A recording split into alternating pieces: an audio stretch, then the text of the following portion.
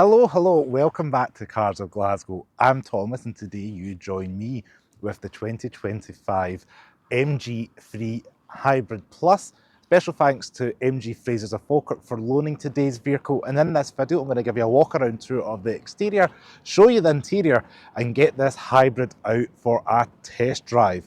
So stay tuned for this video.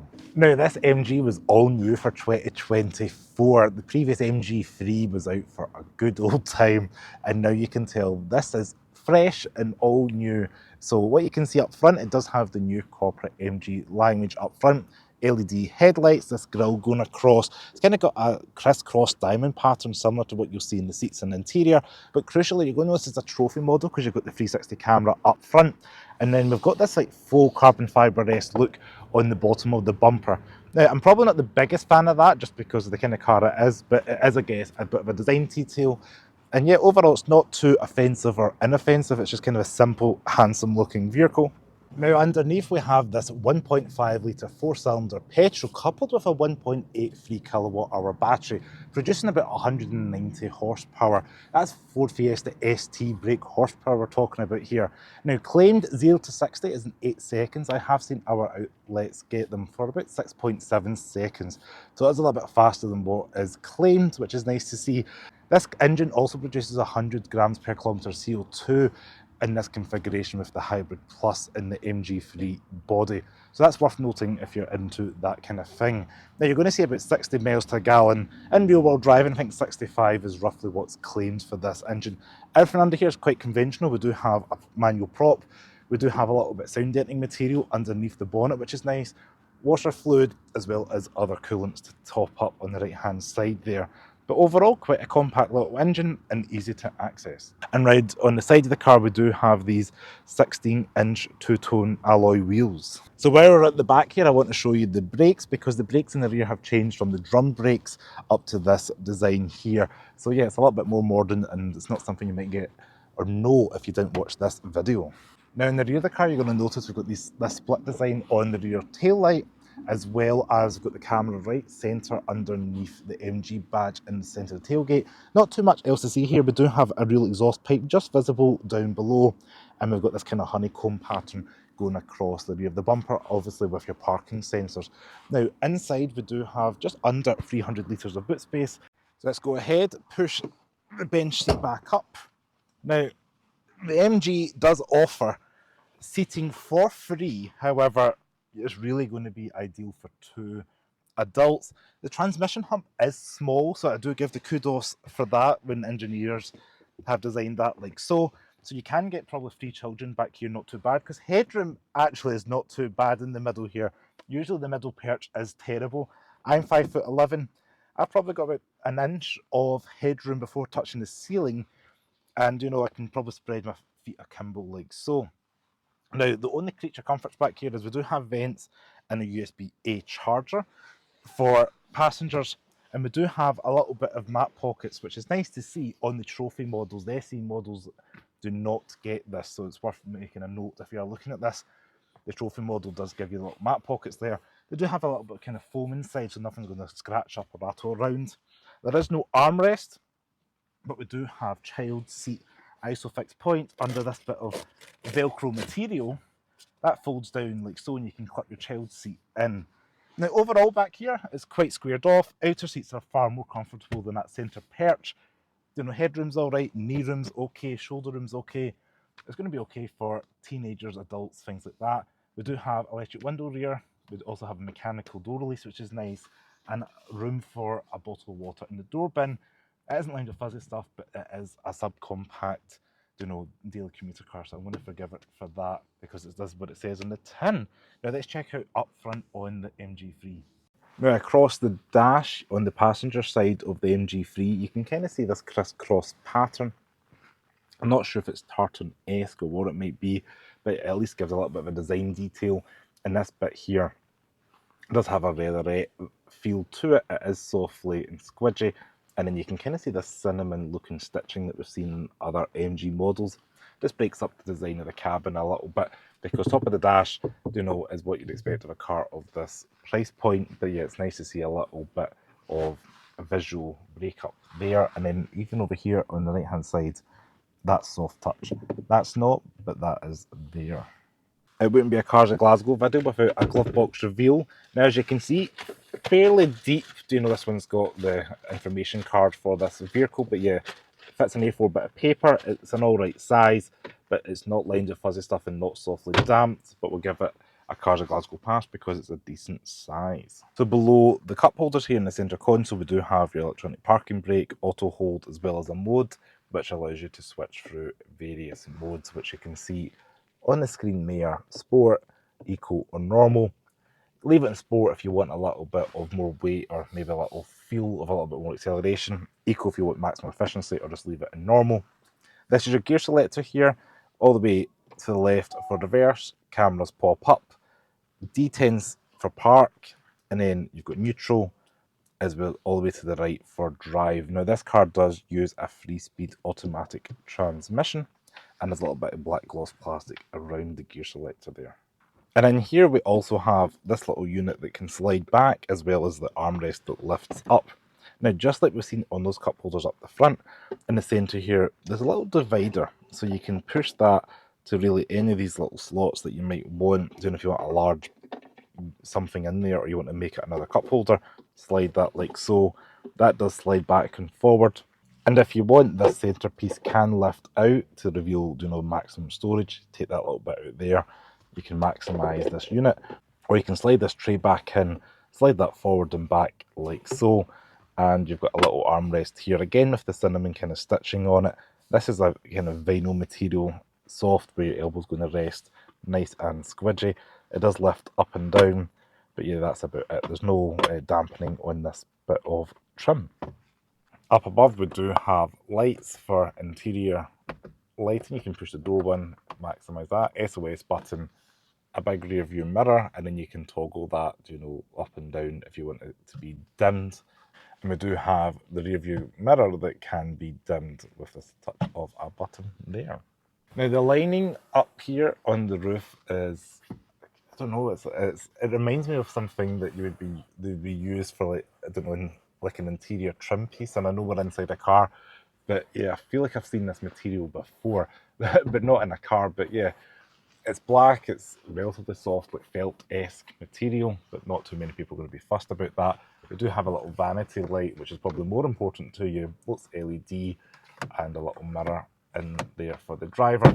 And yeah, we've got a little bit of storage there, like we've seen in other MGs, which I quite like, because you could put maybe cards or something like that in there for travelling, and it does turn round to block out the sun. It doesn't slide, but at least it rotates around.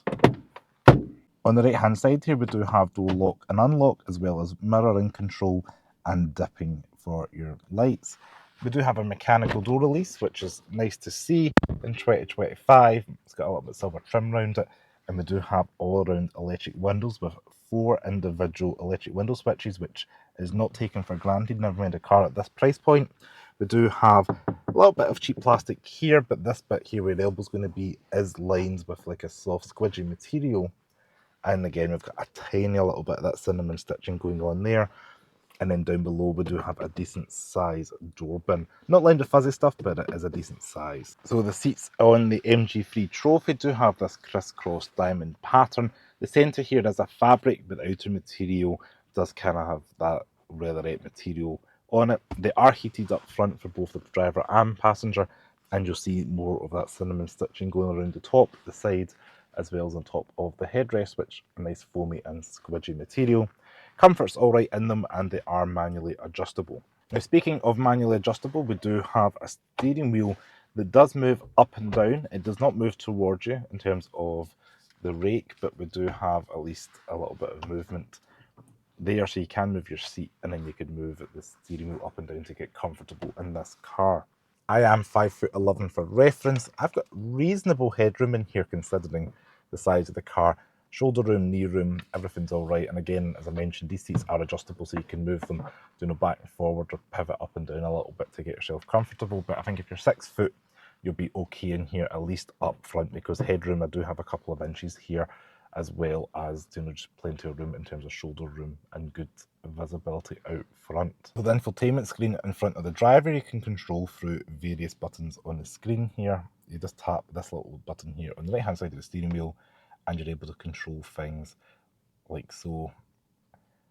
On the screen you can see things like energy flow, your MPG, 99 miles to a gallon over 1.4 miles.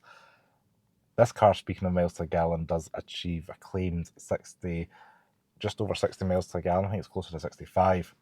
But I have seen in forums owners regularly getting between 55 and 60 on this car without really trying. So it's quite an economical car. Now we can also cycle through a lot of things that you see, your tyre pressure. This little knob here does a lot. Now these are multi-functional because you push that again and now it becomes your volume control for your radio, which is a nice neat touch. So it's got dual purpose there, as well as your call button, and then you've got your favourites button there. As you can see, I've got my AC coming up, pushing that button. On the left hand side of the steering wheel, we do have a button to engage your cruise control. It does lead the lines a little bit there, and you can see little graphics of other cars akin to what I've seen in Tesla. Voice control, and you can change things like your radar, cruise control, distance with this little knob here. Now the lights are on the stalks here. You rotate them round, for various modes. If you want to leave it in auto, off, whatever it may be. I'll just obviously leave it in auto, and then the right hand side is your wipers, and the indicators sound like this. Now it's also worth noting that if you hit the camera button, we can hit the 3D there, and you're able to see a 3D model of the car, which I think is quite nice. This particular one does not have a sunroof, but I'm not going to get too mad again because this car is just over £20,000 as spec'd, and the fact it's even got this 3D camera in the car is quite impressive. Even with the little MG logo there, you can see the 360 camera up front. I think they've done quite a good job. Then you can play around with it in terms of how fast you want to go around, or it's got predetermined points on the right hand side here. Hit that 3D button if you want to cancel it and go back to regular camera mode. It's also worth noting there's this little hump here that's only on the passenger side, so just watch that out if that's going to annoy you when buying the car. It's not visible on the driver's side, so it is really just visible on the passenger side there. Now, would you believe it or not, I'm starting this video on the road because I forgot to hit record. So I've been talking for moments without this being recording. So, what's it like out on the road? Well, visibility is good out front. We've got relatively thin A-pillar by 2025 standards. The only thing is the C-pillar's a little bit thick, but that's quite common in small compact cars because you don't get a bit of glass in the C-pillar. But we do have the 360 camera, which makes parking relatively easy. And the steering's quite light, it's not the most engaging, and you don't really feel what's going on up front in terms of driving dynamics. However, for being able to toss it around, it's quite well power steering assisted, being able to park the car with ease, and it's obviously a good size as well. That was a touch annoying. It was reading the 30 miles per hour approaching as 30 miles per hour now and banging and bonging, but that's just this software in general. It does have quite a bit of software considering the size of the car, so we do have adaptive cruise control as standard, which is fantastic, but the trophy model adds things like your blind spot, rear cross traffic alert, and other safety features. And it has this kind of almost Tesla-esque thing on the little screen in front of me because it picks up other cars around you and puts them on the virtual cockpit screen thing here, which is quite a neat touch. Now, right now I can see my energy flow there. We're cruising along in EV power now, which is doing all right. It does have quite strong regen. You can adjust all that in the screen in the centre here. But yeah, it's doing a decent job for what you want from an A to B kind of car. I'm coming up to a mini roundabout. Let's see how the handling is on a tight roundabout here. I think we're going to make it quite easy. There we go, really tight turning circle. And there we go. Foot down a little bit.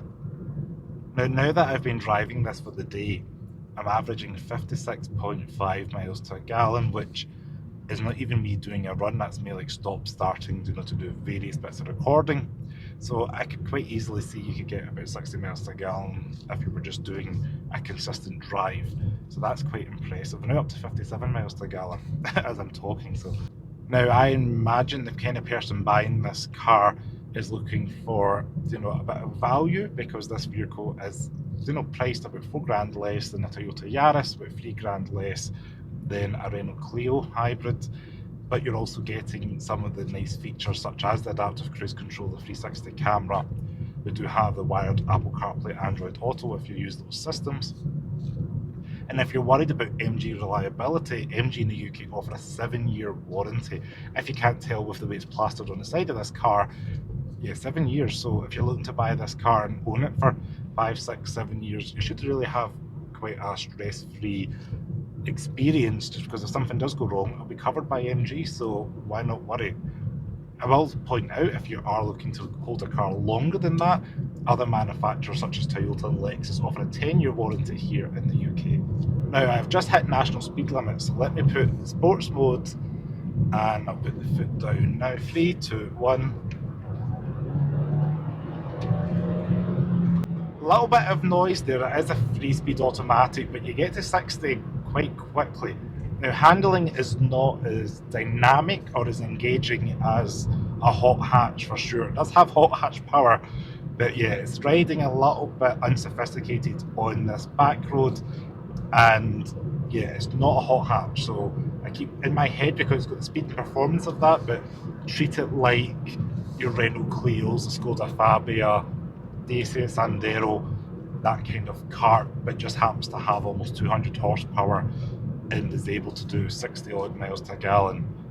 It's kind of a jack of all trades really, which is quite a positive thing to say. I'm quite happy to have this car on the channel actually, quite eager to drive this vehicle. So I just want to say thank you very much for watching this video on the MG3 Hybrid. If you like this video, please give me a thumbs up, subscribe to the channel below, check out MG Frasers of Falkirk if you want to inquire about this vehicle, and I will see you in the next video. Ciao.